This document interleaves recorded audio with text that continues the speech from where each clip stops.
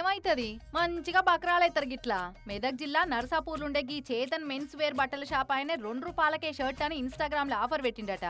అయితే ఆఫర్స్ కింద కంపెనీలు కండిషన్ సప్లై అని పెట్టినట్టు ఈ ఆఫర్ 10 నిమిషాలు మాత్రమే అని కండిషన్ పెట్టిండట మనోడు కూడా.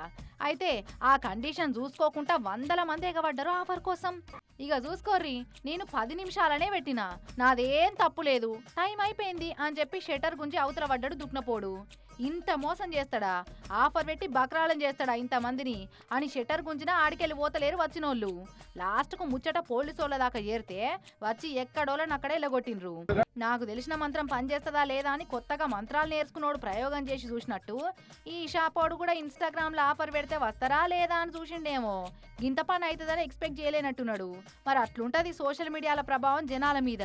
అది కరెక్టేనా కాదా, కండిషన్లు పెడుతున్నారా అని చూసుకోకుండా ఎగబడు దుఃఖంలోకి పోయినాక మోసపోవడం అవుతుంటది. ఆషాఢంలో షాపింగ్ మాలోళ్ళు పెట్టి ఆఫర్లు కూడా గిట్నే ఉంటాయి. జరంత ఫైలంగుండ్రి, మళ్ళీ చెప్పలే అనొద్దు.